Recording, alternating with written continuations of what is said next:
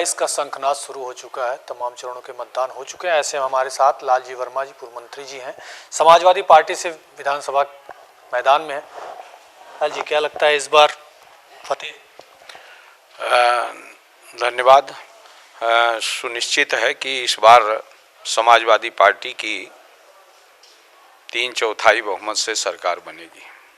मंत्री जी, लगातार ये रहता है कि गुंडों की सरकार नहीं चाहिए। विपक्षी दल या आमतौर पर कहें सत्ताधारी पार्टी ये कहती है कि पिछली सरकार में देख लीजिए कितना गुंडागर्दी थी, उसको लेके। देखिए, जहाँ तक गुंडा की सरकार है तो मेरा मानना है कि भारतीय जनता पार्टी से ज़्यादा गुंडागर्दी किसी भी सरकार में नहीं है। इस सरकार में सिर्फ प्रचार करने में इन्होंने ज़रूर इस तरह का प्रचार किया है, और जबकि जिस तरह से अराजकता भारतीय जनता पार्टी की सरकार में विभिन्न जगहों पर हुआ है, उससे साबित होता है कि सबसे ज़्यादा गुंडों को प्रश्रय देने का काम भारतीय जनता पार्टी करती है। अगर हाल ही के दिनों में बात की जाए, पुराना मामला था डीएम हत्याकांड, उसको लेकर परिवार सहित 6 लोगों के ऊपर मुकदमा दर्ज हुआ, उसको लेकर क्या कहेंगे? क्या मामला था? हमारे यहाँ का? अच्छा, ये तो बिल्कुल फर्जी है। वहाँ पर एक धर्मेंद्र प्रधान थे, उनकी हत्या करने 3 बदमाश आए थे, और उस 3 बदमाशों में जब उनको गोली मारी तो बगल के दुकानदार लोग और उस बाज़ार में मौजूद तमाम लोगों ने घेर लिया, और उस घेर में उन लोगों को बचाने में इन लोगों की तरफ से मारपीट की गई, जिसके कारण 2 लोग वहीं पर मृतक हो गए और एक अस्पताल में गया। तो इस तरह से ये तो सर्वविदित है, पुलिस को भी मालूम है। पुलिस ने सारी रिपोर्ट लगाई, उसके आधार पर धर्मेंद्र वर्मा की हत्या का मुकदमा दर्ज हुआ, जो न्यायालय में विचाराधीन है। और ये कहाँ से आ गया 2 साल बाद? तो निश्चित रूप से ये तो बिल्कुल फर्जी मामला है। हमारी पत्नी वहाँ कहीं दूर दूर तक भी नहीं थी, मान भी लें उस बात को, तो हमारी पत्नी तो वहाँ थी ही नहीं, कहीं से भी नहीं थी, कम से कम 20-25 किलोमीटर भी नहीं रही होंगी। तो ऐसी स्थिति में इस तरह का आरोप लगाया जाना, तो ये तो हमारी छवि को चुनाव के मद्देनज़र उन्होंने जानबूझ कर कराया। जिस तरीके से पूरे विधानसभा में ये चीज़ें उछाली जा रही हैं बार बार विपक्षी दलों के, तुमको क्या लगता है कि ये तरीके से चुनाव लड़ना या मुद्दे से हट के चुनाव लड़ना? नहीं, इस मामले को तो मैंने उछालते हुए नहीं देखा किसी को, और न इसका कोई चर्चा है। जातिवाद का आरोप लगाते रहते हैं, जैसे आपके पूर्व सहयोगी सांसद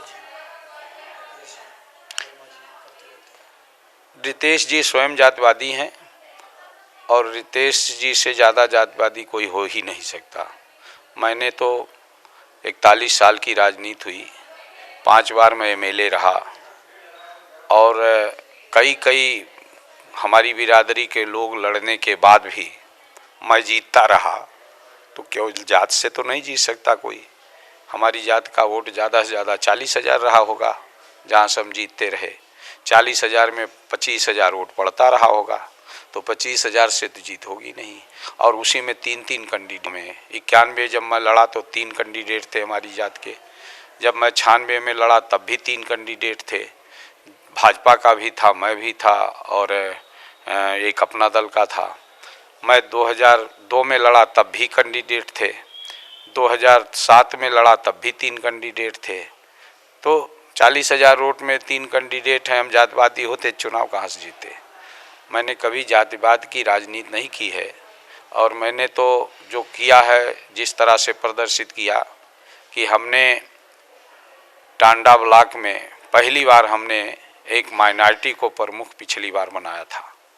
ये इस बात को साबित करता है कि अगर जातिवाद के विपरीत कोई काम करता है, सबको साथ लेकर कोई काम करता है, तो इस ज़िले में निश्चित तौर पर उसमें लालजी वर्मा का नाम नंबर 1 पर होगा। विकास की अगर बात करते हैं तो लालजी वर्मा का नाम आता है निश्चित तौर पे। जैसा आपने कहा, लगातार आपने विकास किया। बसपा सरकार में जो विकास की लहर चली थी या विकास की जो दौड़ अम्बेडकर नगर में चली थी, वो और सरकारों में लुप्त हो गई।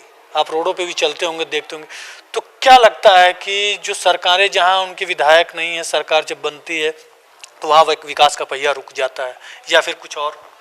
नहीं, जैसे कौन व्यक्ति प्रतिनिधि है, अगर उसकी सरकार है और वो महत्वपूर्ण है तो निश्चित रूप से विकास होता है।